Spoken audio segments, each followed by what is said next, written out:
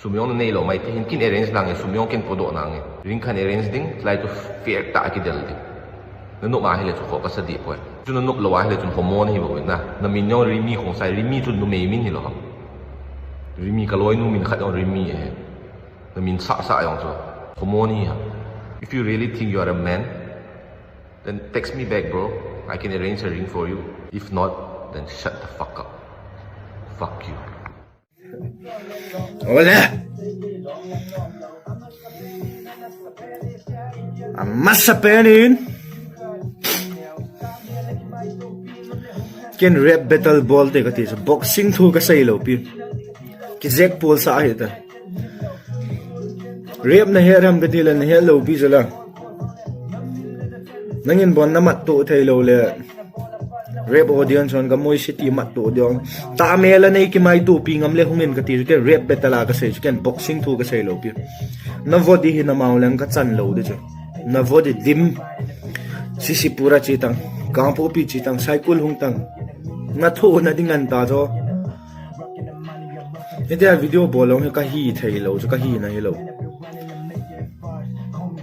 Mai vun sa ngayes na mai vun sa nang rap battle na king up chat le there is min fixed I ball de chu na thil dei ho yong esa ki panyan esa boy hit piam nang hapta khat da bang zima na chile boxing hapta khat da bang cricket bet joy le Virat Kohli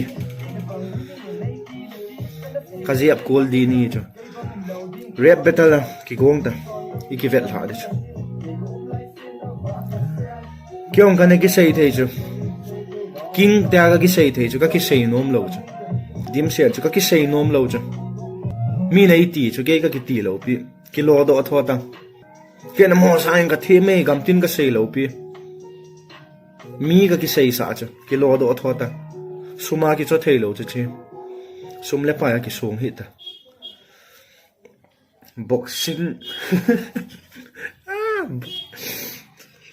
rap battle ding ki gota ball jo amun saita hoilai ham there is ham saita na in mai wa ball the na get caught wa ball the jo follow na sum nei mana cho rap battle ani zo de ni khi sa ham ka zum so nom lo na hi jo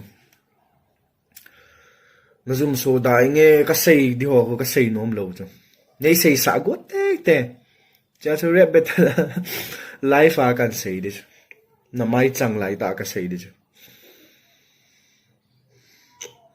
nang ka dis na yong lo pi ka got tho cho cha bang ka got ni bo cho follow cho rap battle din ale ole khaile toy world cup pa ka bol vet de bol ka vet din su boy ho tu la world cup ki pan ne ta rap battle din ni ki go